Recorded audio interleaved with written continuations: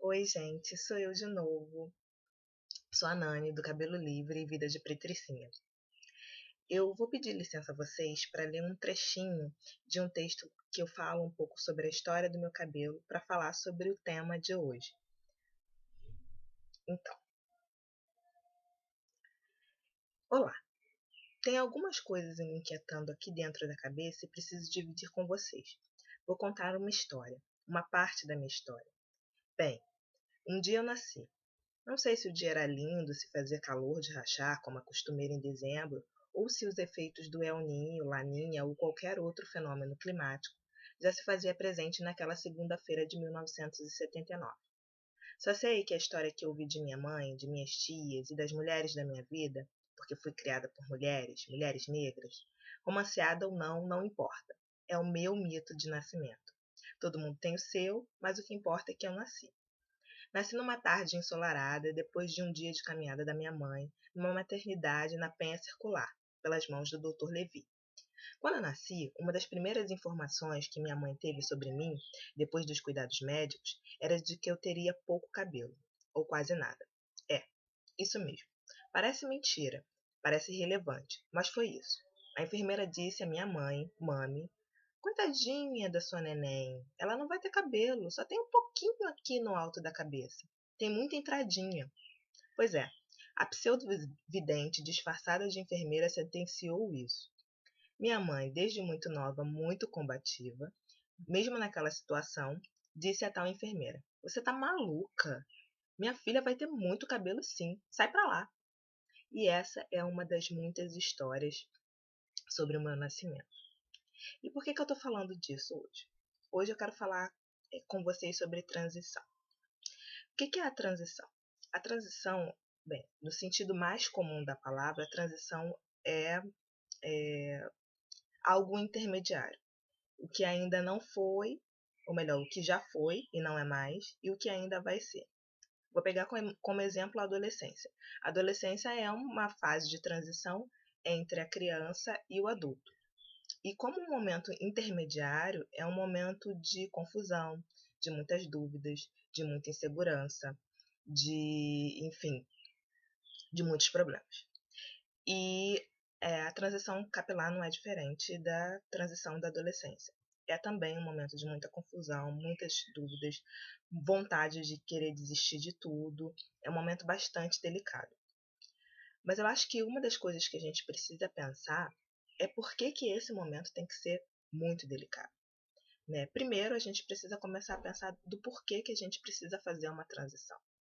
Se a gente mora num país onde a maioria das pessoas é negra, né, por que a gente não é aceito do nosso jeito de ser, o nosso cabelo, o nosso corpo? Porque desde cedo começam a incutir ideias na nossa cabeça e de que tudo que é do negro não é bom. O nosso cabelo é ruim, a gente ri alto demais, o nosso corpo é redondo demais, a gente tem quadril largo, tem bunda grande, a gente tem formas que não se encaixam nesse modelo eurocêntrico, né, do que vem da Europa, ou seja, branco, dos olhos azuis, cabelo liso. A gente não se encaixa nisso. E desde cedo a gente aprende que a gente precisa, para ser aceito, domar essas coisas na gente. Então a gente alisa o cabelo, a gente procura falar mais baixo. Para ser aceito na escola, a gente precisa ter as melhores notas. Né? Quando a gente vai para o extremo oposto disso, então a gente se torna aquela pestinha da turma. Né? E a gente precisa refletir por que disso. Né? Em algum momento a gente cresce, a gente vai para o mercado de trabalho e aí para a gente se sentir apresentável ou ter boa aparência, a gente acaba tentando camuflar as nossas formas, camuflar quem a gente é. Isso é impossível, porque a cor da pele a gente não tem como esconder, mas esse é o processo pelo qual a gente passa no nosso país. Né? Tudo que é do negro, da cultura negra, da população negra, vem sendo menosprezado. inclusive a cultura. Por exemplo, a gente sabe que o samba, quando ele começou, ele era um movimento de música de marginal, ele era proibido. Atualmente a gente tem o funk, que está no mesmo lugar que o samba ocupou um dia. Mas a gente pode pensar, bem, o samba é diferente do funk, o funk fala de palavrão, tem os proibidões, fala de tráfico, de droga, de muito. Mas será que é só isso? Né?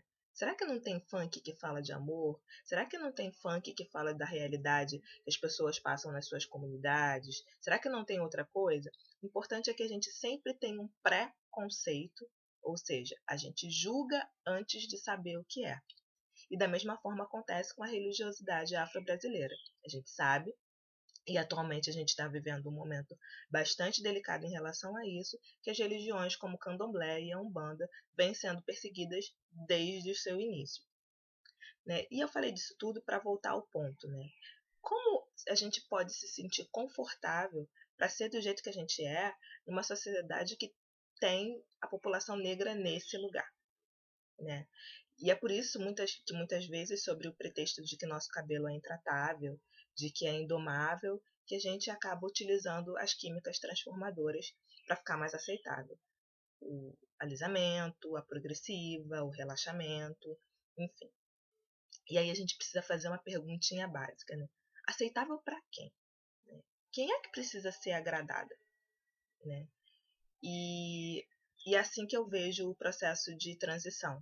É um processo de troca de lugar, né? De mudar o foco de olhar, desse olhar externo, né? Para um olhar que vem de dentro de nós. Né? Quando a gente começa a olhar para dentro e querer se integrar com as nossas origens, redescobrir a nossa identidade, redescobrir o nosso cabelo, redescobrir quem a gente é de verdade e se aceitar. Né? E aí o processo de transição ele é um processo também de auto-amor. Pelo menos é assim que eu vejo. Né?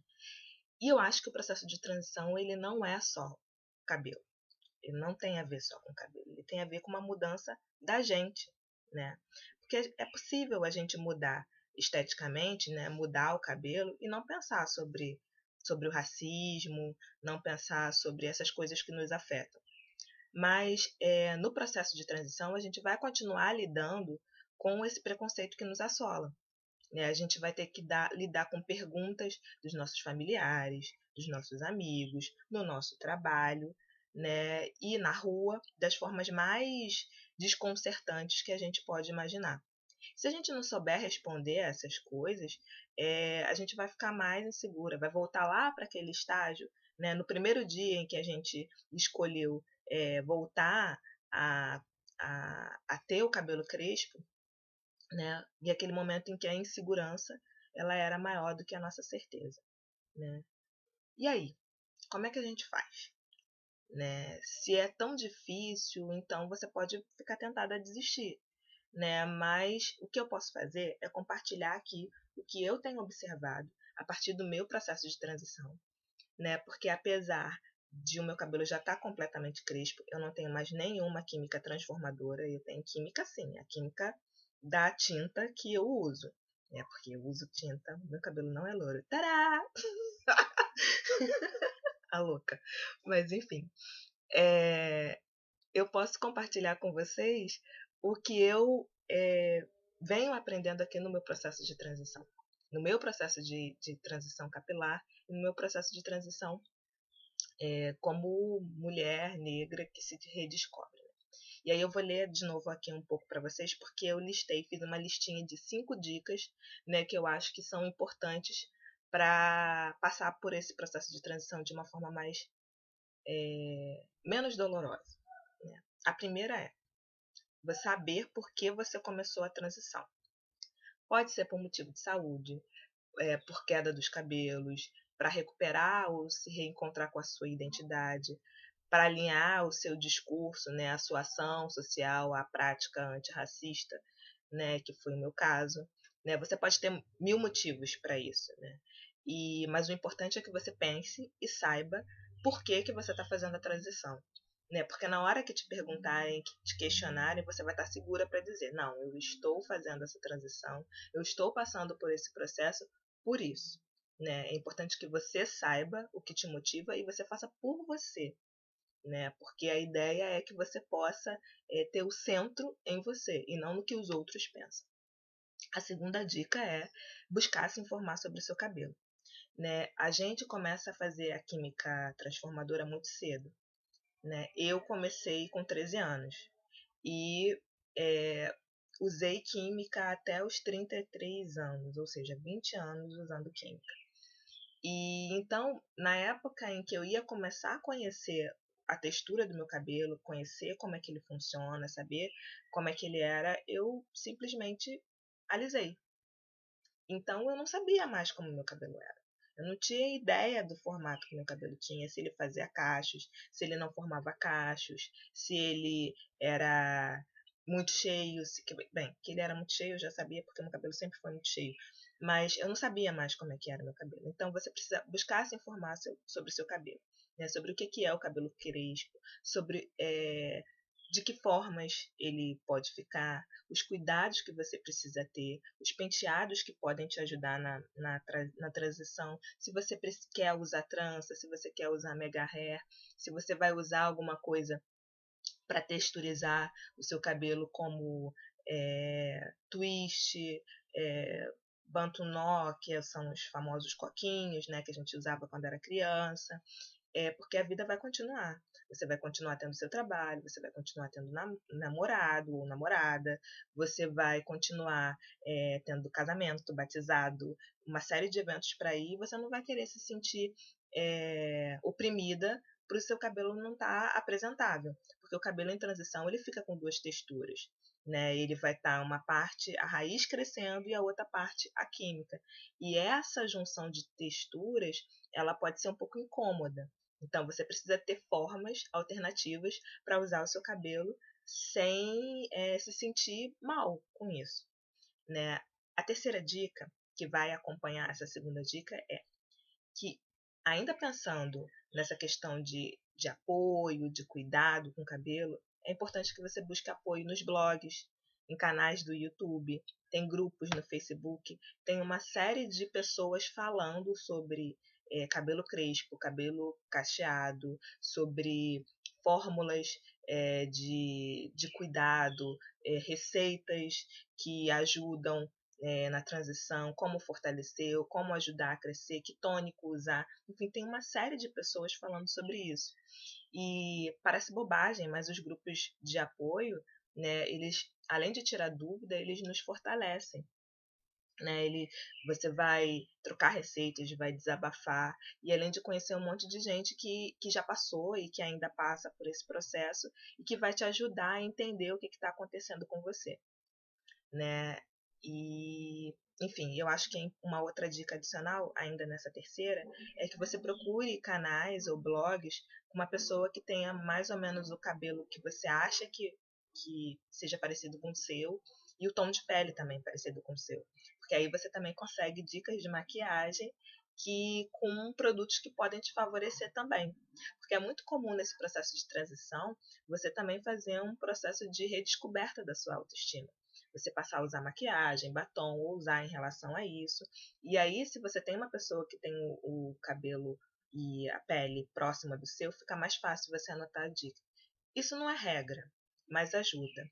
Porque eu sigo muitas blogueiras, sigo muitas youtubers e algumas delas não têm o tom de pele parecido com o meu e ainda assim eu uso as dicas delas para me inspirar a montar um visual, a fazer um penteado, mas essa coisa do tom de pele, quando você está procurando, não conhece, está procurando produtos que sejam bons para você, é uma dica que funciona, né? Quarta dica, não tenha vergonha de pedir ajuda.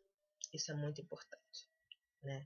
Quem já passou pela transição sabe o quanto esse momento é delicado, né? Eu sou uma pessoa extremamente introvertida, e mais nessa época eu fiquei muito fragilizada. Então os meus amigos, né, que não eram crespos, tinham que me ouvir falando do cabelo muitas vezes, né? Sobre as minhas dúvidas, sobre o que minha vontade de desistir, e me estimularam muito a não desistir, a continuar no caminho. né? Mas foi importante para mim encontrar, né, me comunicar com uma youtuber na época que eu gostava muito daquilo que ela falava, me identificava muito com a forma que ela tratava das questões e de cabelo, de pele, enfim. E num momento de muito desespero eu pedi ajuda. E ela me respondeu, me deu dica de cabeleireiro, me incentivou a continuar e assim eu pude me fortalecer e continuar no caminho pela transição, que era importante para mim, né? Então é importante que você não tenha vergonha de pedir ajuda, porque isso é importante no seu processo, né? E a quinta dica, né, é que você precisa ousar, né? Ouse, se permita se redescobrir, teste novas coisas, né, antes de rejeitar por completo qualquer alternativa. Né? A transição ela é um processo de mudança externa, né, do seu do seu rosto, da maneira como você trata o seu rosto, do seu cabelo e tal, da forma de você se vestir, mas também é interna. Então, se permita, antes de você rejeitar alguma coisa porque você acha que não é adequado para você, que você teste. E aí sim você responda se você não gostou ou se você gostou.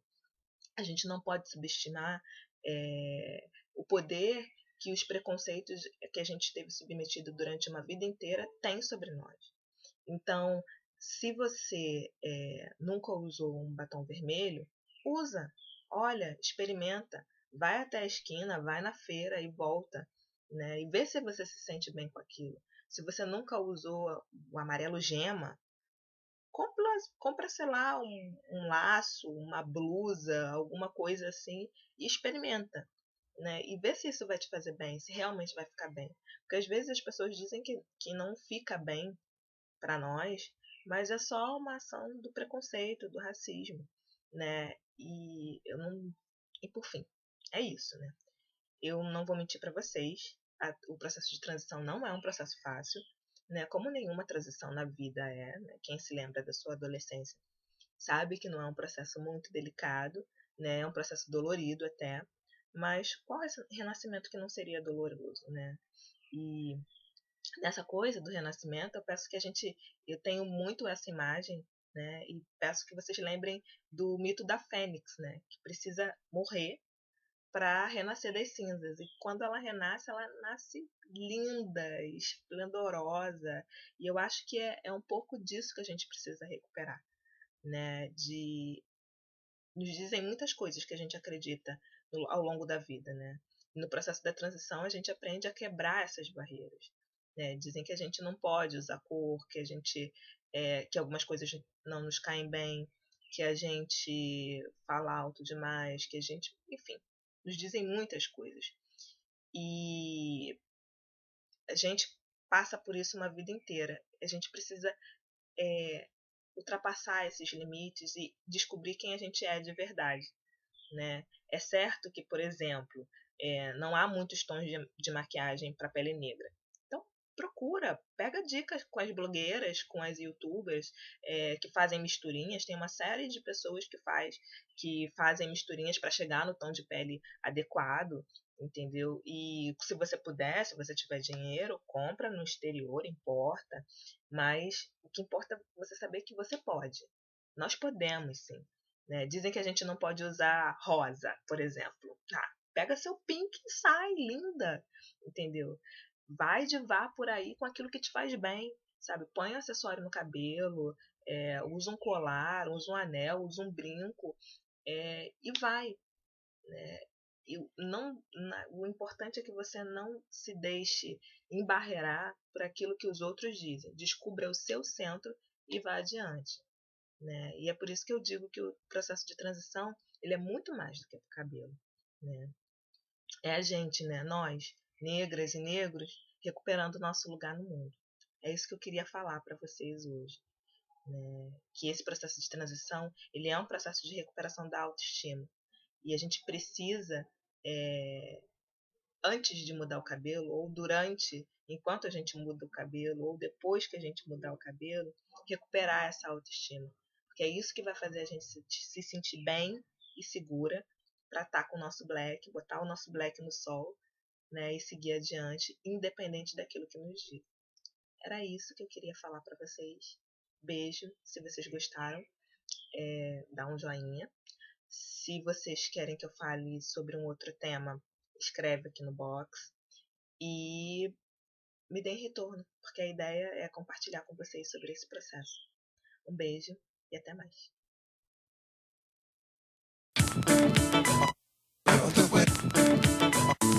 I